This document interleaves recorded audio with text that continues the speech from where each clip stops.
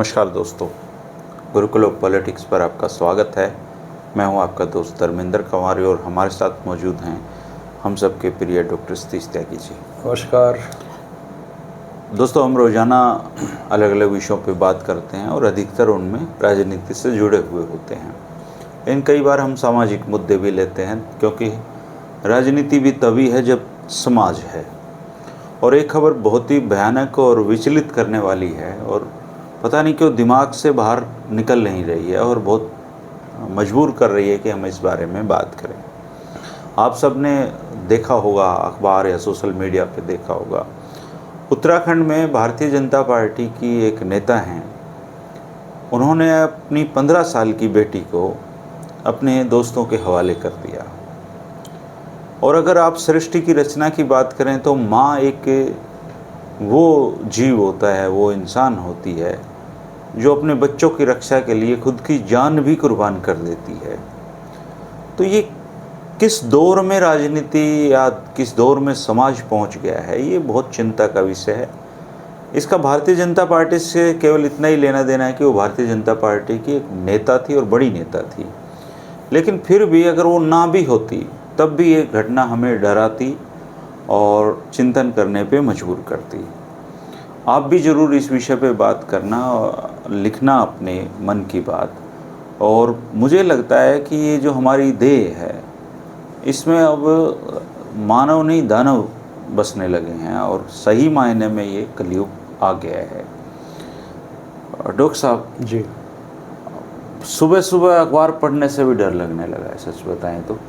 बहुत साल अखबार में काम किया, अखबार बनाया, गढ़ा, पर अखबार अब ऐसा लगता है जैसे चलती फिरती लाशों का एक वो हो, एक गुनाहों का चिट्ठा हो।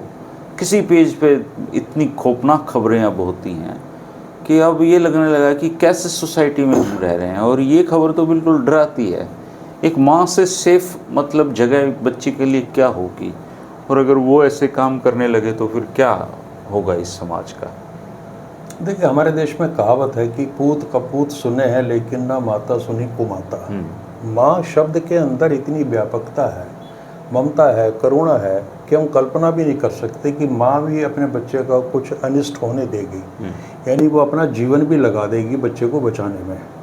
लेकिन यहाँ इसके विपरीत मामला है कि एक माँ अपनी बेटी को ऐसे दरिंदों के हवाले कर देती है कि जो उसके साथ में बीभत्स कर्म करते हैं और सहज विश्वास नहीं होता। और हमारी आमतौर पर टिप्पणी होती है, ये आजकल आप जब भी इस तरह की सूचनाएं मिलती हैं, खबरें आती हैं, तो लगता है कितना और गिरेगा आदमी, मतलब कोई तो कहाँ जा रहे हैं, कितना पतन है, घोर कलयुग है। ये शब्द भी छोटे पड़ गए। मतलब अब आप प्रतिक्रिया व्यक्त करने के लिए आपके पास शब्द नहीं है। एक स्तब्ध हो जाता है आदमी, बिल्कुल मौन में चला जाता है कि अब और क्या होगा, इससे बुरा ज़्यादा क्या होगा। और बिल्कुल ठीक कहा आपने कि भारतीय जनता पार्टी से उसका इतना ही लिंक है कि वो उसकी सदस्य है। तो मैं पार्टी को मुक्त करना चाहूँगा इस आरोप से कि पार्टी का इससे कोई लेना देना नहीं है। लेकिन ये भी अपेक्षा की जाएगी कि भारतीय जनता पार्टी के लोग भी इसी तरह के मापदंड मानक अपने लिए बनाएं। आपको शायद ध्यान होगा 1995 में एक कांड हुआ था, नैना साहनी तंदूर कांड। उसमें सुशील शर्मा थे, यूथ कांग्रेस के महासचिव या प्रदेश अध्यक्ष थे दिल्ली के। उन्होंने अपनी पत्नी को उसके टुकड़े करके तंदूर में जला दिया था। और तब सारा का सारा ऐसे पेंट किया गया कि जैसे ये कांग्रेस पार्टी का पाप है। देखिए, व्यक्तिगत स्तर पे इतने बड़ा जमघट है, कार्यकर्ता है, दुनिया भर के लोग हैं, वहाँ कब कौन क्या हरकत करके बैठ जाए उसके लिए पार्टी तो जिम्मेवार नहीं है। लेकिन ये शुरू किसने किया, कि आरोप प्रत्यारोप का सिलसिला तो वहीं से शुरू हुआ है। चूँकि अधिकांश वक्त कांग्रेस सत्ता में रही है तो उसको ये सारे आरोप झेलने पड़े। तो अगर हम भारतीय जनता पार्टी को मुक्त कर रहे हैं इस आरोप से, तो हमें कांग्रेस और अन्य दलों को भी करना पड़ेगा। ये नितांत व्यक्तिगत मामला है। भाजपा से थोड़ा सा इसलिए मतलब उम्मीद की जाती है कि ये खुद को बहुत ही सुसंस्कारित पार्टी बताती है। समस्या यहीं से है। देखिए, अगर एक सामान्य राजनीतिक दल की तरह व्यवहार करती भारतीय जनता पार्टी तो सवाल उठते ही नहीं। आज स्थिति है धर्मेंद्र जी कि जब भी ये कहा जाता है कि भारतीय जनता पार्टी ने ये गलत काम किया है, तो भारतीय जनता पार्टी के लोग उसका खंडन नहीं करते हैं, बल्कि वो अतीत में जाके कांग्रेस या किसी और दल का कोई पाप उठा के लाएंगे अरे कहेंगे कि तब भी तो हुआ था। इसका मतलब वो ये स्वीकार कर लेते हैं कि जो कुछ हुआ है वो सही है, लेकिन चूंकि इतिहास में पहले से ऐसे उदाहरण मौजूद हैं, इसलिए आप हमारे ऊपर उंगली ना उठाएं। तो देखिए, उन दलों ने कभी इतनी लंबी चौड़ी बातें नहीं की कि वो भारतीय जनता पार्टी ने की हैं, पार्टी विद डिफरेंस और तमाम तरह की चीज़ें, चरित्र, चाल, चेहरा। तो जब इस तरह की बात करने वाले किसी राजनीतिक दल में कोई चीज़ उठती है तो लोग एक अतिरिक्त उत्साह दिखाते हैं आलोचना करने में, गाली गलौज करने में। जैसे अभी माननीय धाकड़ जी का कांड हुआ था। और अब हुआ क्या है कि पिछले कुछ वर्षों में भारतीय जनता पार्टी के नेताओं की संलिप्तता से मामलों में बहुत ज़्यादा बढ़ रही है। और मैं ये मान कर चलता हूँ कि ये सवाल सत्ता का है, राजनीतिक दल का कम है। जो भी दल सत्ता के लिए संघर्ष कर रहा होता है उसमें आप देखें कि इस तरह की सूचनाएं या घटनाएं नहीं घटती, या हो सकता है वो रिपोर्ट ना होती हों। लेकिन जब सत्ताधारी दल में इस तरह की चीज़ें होंगी तो उस पर सवाल उठते ही उठते हैं। और ऐसे ही उत्तराखंड में एक अंकिता भंडारी वाला मामला हुआ था, उसमें भी भाजपा के नेता का पुत्र उसमें शामिल था। तो ये स्ट्रे इंसिडेंट होते हुए भी बहुत चिंता का विषय है और हमारे देश के समाजशास्त्रियों को इस पर अध्ययन करना चाहिए कि ये जो सत्ता से जुड़े जो लोग हैं, सत्ताधारी लोग हैं, ये मान के चलते हैं कि कानून तो उनकी जेब में रखा है और वो कुछ भी करने के लिए स्वतंत्र है। तो ये जो उद्दंडता इस एक किस्म की आती है व्यक्ति के स्वभाव में सत्ता के साथ में, इसके कारण कहीं और मौजूद हैं और वो किसी भी दल के किसी भी व्यक्ति के हाथों आ सकती हैं। और लेकिन अब चूँकि इतनी बुरी घटना हुई है और भारतीय जनता पार्टी ने उस महिला को शायद निकाल भी दिया है, और अंकिता भंडारी वाले मामले में भी ये हुआ था। दूसरी बड़ी बात ये कि भारतीय जनता पार्टी बहुत सिर पे ही मतलब पानी आ जाए तो अलग बात है, अदरवाइज ऐसे लोगों के साथ में वो एक उदारता बरतती, उनको आखिर तक समय देती कि कुछ ना हो। अब बिल्किस बानो वाला मामला हुआ था गुजरात में, आपने देखा, और उनको समय से पहले छोड़ा गया, उनका किस तरह से स्वागत हुआ। तो समाज में इस तरह की घटनाओं के बाद अगर ऐसा व्यवहार कोई सत्ताधारी दल करेगा या दुस्साहस दिखाएगा, अपनी गलती नहीं मानेगा, तो लोगों के हौसले और ज़्यादा बढ़ते हैं। लेकिन ये विशुद्ध रूप से सत्ता से जुड़ा हुआ मामला है और इसमें जो लाभ, बेनिफिट और डाउट भारतीय जनता पार्टी को मिलना चाहिए वो दे ही देना चाहिए। कानून अपना काम करेगा जो भी स्थिति है, लेकिन भाजपा को ऐसे लोगों के प्रति एकदम एक जो कठोर रवैया अपनाना चाहिए, उसकी सख्त ज़रूरत है इस समय। अच्छा, जैसे एक तो राजनीति में महिलाएं वैसे ही कम आती हैं जी, और जो आती हैं उनमें से अगर कोई एक उदाहरण ऐसा मिल जाए सर, तो बाकी की महिलाओं की राहें भी मुश्किल हो जाती हैं उसमें। और वहाँ के जो लोकल जो लोग हैं वो उन्होंने बयान भी दिए हैं कि ये महिला जब से पार्टी में आई इसने बहुत तेज़ी से तरक्की की। तो क्या भारतीय राजनीति में महिलाओं के लिए साफ सुथरी राजनीति करना एक सपना ही बन जाएगा, या फिर उनको इस तरह के दोष मतलब उनमें विकसित हो जाएंगे? देखिए, शुरू से अगर हम बात करें तो भारतीय राजनीति छोड़िए, राष्ट्रीय आंदोलन में महिलाएं बहुत सक्रिय थीं और वहाँ भी इस इंसिडेंट हो जाती थी कि कभी आपको प्रेम प्रसंग हो गया। जैसे आचार्य कृपलानी बहुत बड़े नेता थे, जेबी कृपलानी, और उनका प्रेम शायद उनसे सुचेता कृपलानी जो है, जो उत्तर प्रदेश के मुख्यमंत्री रही वहीं बाद में, लगभग 20-25 साल छोटी थी। लेकिन वो जो भी संबंध था वो परिणय का, वो जाके विवाह संबंध में तब्दील हो गया। तो ऐसा नहीं है कि ये अपने व्यक्तिगत मामले हैं, और राष्ट्रीय आंदोलन के दौरान भी इस तरह की चीज़ें होती रही हैं बहुत सारी, और उसके बाद भी बहुत लोग रहे हैं। तो ये एक स्वाभाविक है। अब पंडित नेहरू के बारे में कहा जाता है कि जो सरोजिनी नायडू की बेटी थी पद्मजा नायडू, उनसे बड़े उनके अंतरंग और गहरे संबंध थे। तो इन चीज़ों को आप नकार नहीं सकते, लेकिन उसमें अपराध का तत्व नहीं है, है ना। और मेरे ख्याल से एक पीढ़ी आगे वो लोग चलते हैं। डॉक्टर राम मनोहर लोहिया का जो लिव इन था रमा मित्रा के साथ में, वो जग जाहिर था। और बलराज फर्नांडिस का रहा है, अटल बिहारी जी का जी।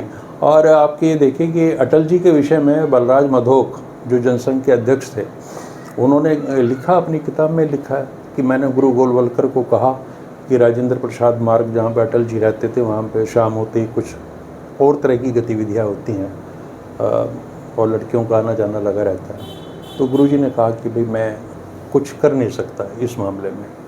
तो ऐसा नहीं है कि उस दौर में ये सारी चीज़ें नहीं थीं, लेकिन वहाँ एक ओपन था, सार्वजनिक रूप से स्वीकारोक्ति थी और उस पर कोई सवाल इस तरह के नहीं उठते थे, आपराधिक प्रवृत्ति के लोग नहीं थे। लेकिन देश की आज़ादी के बाद धीरे धीरे 80 के दशक के बाद ये चीज़ें बहुत ज़्यादा बढ़ गई, क्योंकि राजनीति में ऐसे लोगों का आगमन हो गया जिनको राजनीति जिनकी धन पे आधारित थी, मतलब कुछ भी करके आगे बढ़ना है। हाँ, मतलब पैसा है और सारी चीज़ें।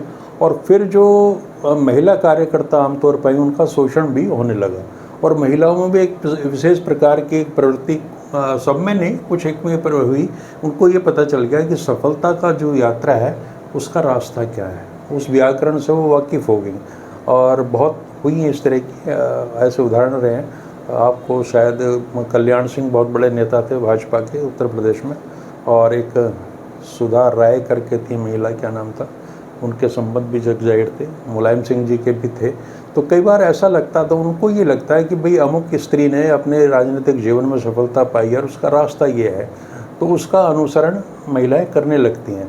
ये बिल्कुल सही बात आपने कही कि एक भय लोगों में व्याप्त हो जाएगा। फिर जो चरित्रवान महिलाएं हैं, जो सच में देश के लिए, समाज के लिए कुछ करना चाहती हैं, उनकी राजनीति में आमद तो बहुत सारे सवाल उठेंगे। और वो कोई भी ठीक कर नहीं चाहेगा कि ऐसे माहौल हालात में ये हो गए हैं कि कोई भी सभ्य परिवार की, मैं ये नहीं कह रहा कि अब जो है राजनीति में वो सभ्य नहीं है, लेकिन वो जो हम बात करते हैं कि महिलाओं को 50% भागीदारी करनी है, महिलाओं को राजनीति में आना चाहिए, उस चीज़ को कहीं ना कहीं चोट पहुंचती इन चीज़ों पे, कि कोई ये नहीं चाहेगा कि हमारी बच्ची। और आप देखेंगे राजनीति में सक्रियता और भागीदारी कितनी कम है महिलाओं की। हमारे हरियाणा जैसे छोटे से प्रांत में भी आपको बहुत सीमित संख्या में महिलाएं राजनीति में सक्रिय हैं।